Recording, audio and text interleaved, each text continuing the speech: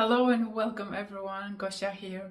Today I will be talking about overthinking, and especially this is going to be very suitable for INFJ and INFP personality people and for very many highly sensitive people, because these are my correlations.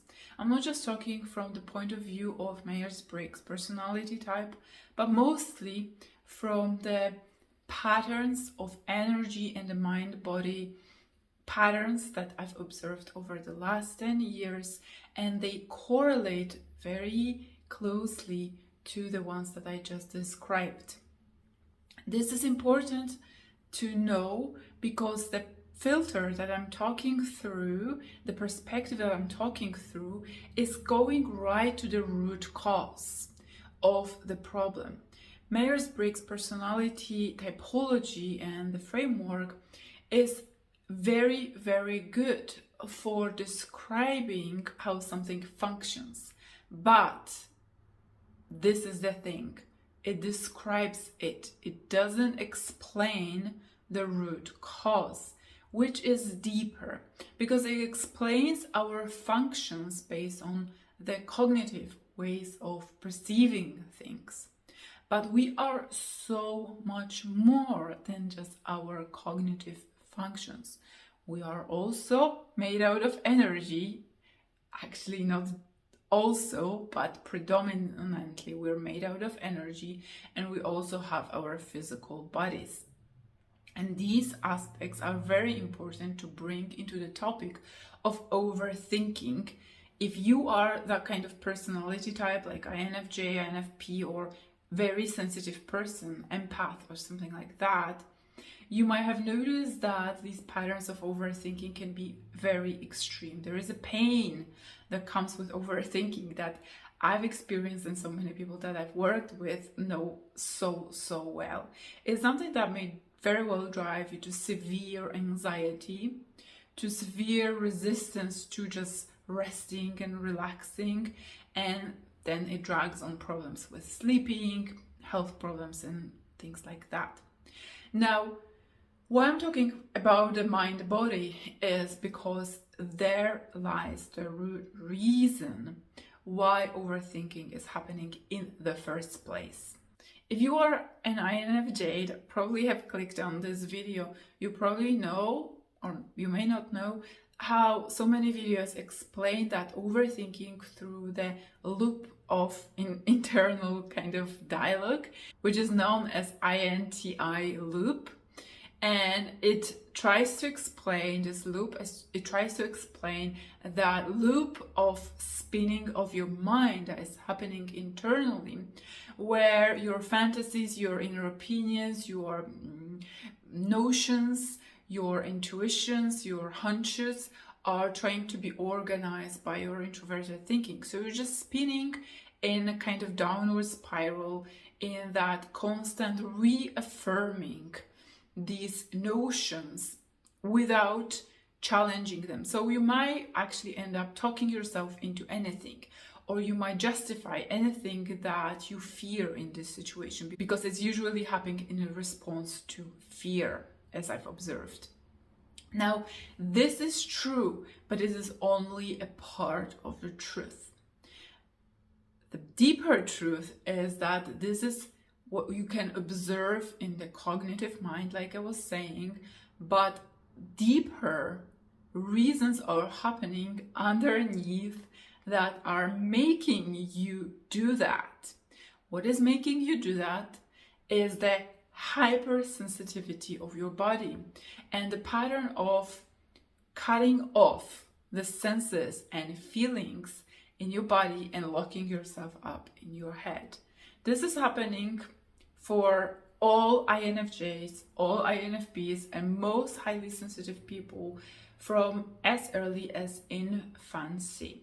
So basically from the times when you were a tiny baby, you started tensing, cutting off, dissociating, going in your fantasy, going into your ideas, to cut off from the intensity of feelings that was just too much for your tiny body, and probably there was no one there to absorb it, to take it from you and to help you regulate.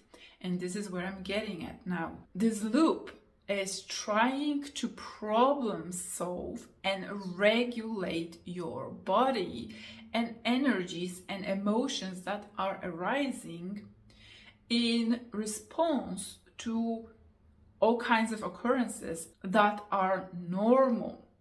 You may have a nature of freaking out very easily in response to something very small. You might feel great when nothing is happening, and you might just feel in control when you're comfortable, when you're productive, when you feel good. But life has a natural tendency to throw obstacles and challenges towards you. And this is a physical life. But these physical obstacles that make you freak out also make freak out all the highly sensitive people are the very things that we need to learn to have a relationship that is healthier. But the learned response that highly sensitive people, and especially INFJ people, are having is that they squeeze their body and they go up into their heads to avoid feeling, to avoid that overwhelm that scares them, that they never really learned how to process. And here is where it's important thing.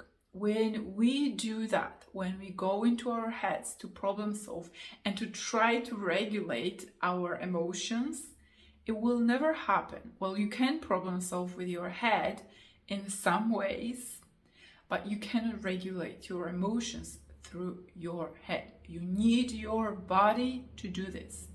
And there is an evident pattern of disconnect from the body for people like I described, the groupings that I've described, that makes them go up into their head, and all the intensity, all the energy that would naturally process itself and metabolize through the body is rushing up.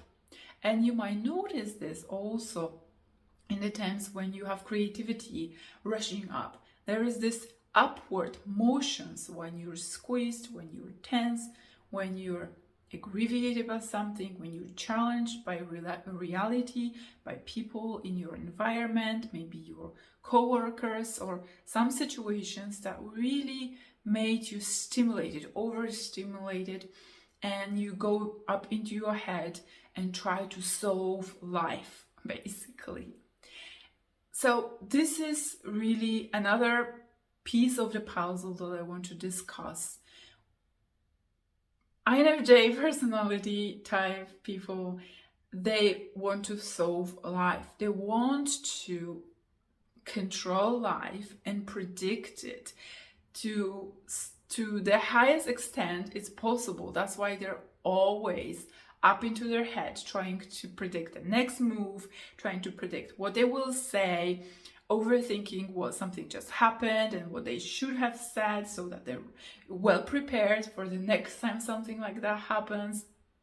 And all these things are all the time kind of actively running over time in the back of their heads, wasting their energy, exhausting their mind, exhausting their body energy, so much so that they're unable to actually do anything. That's why they're so low in energy. This is really, really important for you to remember, that this is partly the reason why these personality type people that maybe you identify with are so low in energy, because the mind energy, it absorbs so much of it.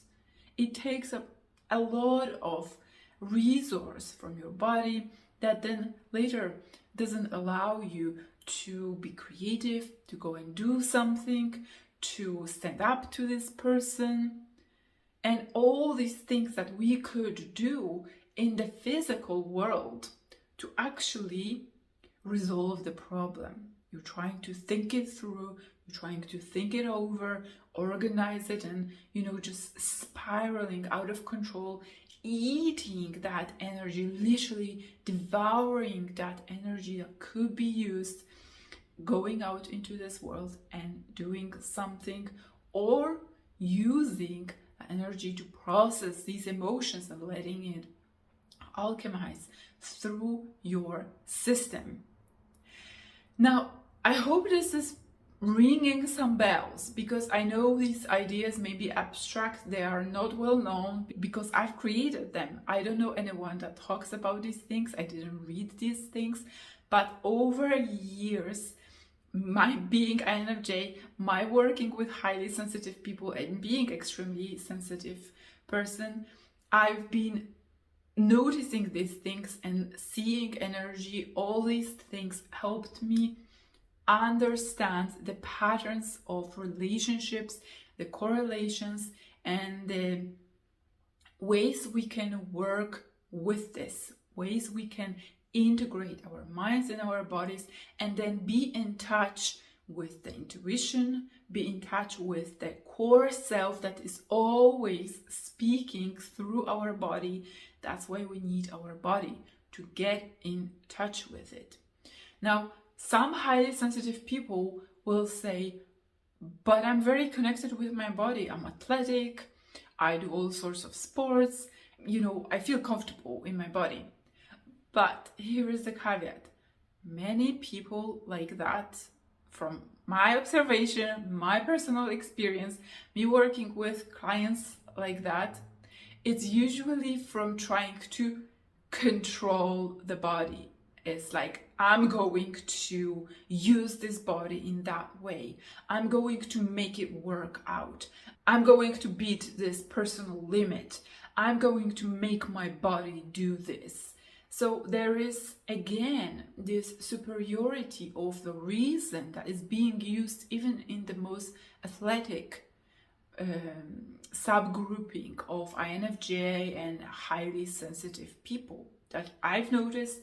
Maybe you are different. I'm not saying this is you, but this is my observation, and this seems to be consistent. If these things resonate, if this is something interesting and you want to learn more, you're in luck, because this Friday, 16th of August, I'm running a free mind-body session, especially for INFJ and INFPs and highly sensitive people all alike who want to learn more. This is where I will be running a free introduction, and I will be guiding you through an audit, a mind-body disconnection audit, where you can learn about your mind-body disconnection and where it manifests in the most surprising places. These are usually the places that give light bulbs to my clients, because they couldn't connect those dots, that some things that they're struggling with are actually connected to the mind-body disconnection. And after that, you can ask me any questions you might have related to the subject of mind-body connection, or anything that you have on your mind. Anyway, this is only for my newsletter subscribers. So if you are not yet subscribed to my newsletter, definitely do that through accessing the link in the description of this episode. This way you will get the Zoom link, the invitation to the call, and the reminders when I send them before Friday, so you won't miss it. And if you happen to miss it, you will also get the recording after the call is done. Now, if these subjects are interesting, definitely subscribe to this channel, like this video, and I share a lot of things like that, because over the last decade, these ideas of mind-body connection and my way of understanding them helped me heal from incurable chronic disease, helped me overcome the habits of codependency and attracting narcissists. It helped me become confident and live authentically as an INFJ, as a super hyper sensitive person, and now without anxiety, just walking the life and just living in flow with what is happening. I'm not reactive anymore, and I'm not withdrawing, and I'm not hiding from life. So again, if that's something interesting, subscribe to this channel, and hopefully I can share more of what I've learned in the future episodes that I have so many of to come. Okay, for now, thank you for listening, thank you for watching, and I hope to see you this Friday on my free mind-body call.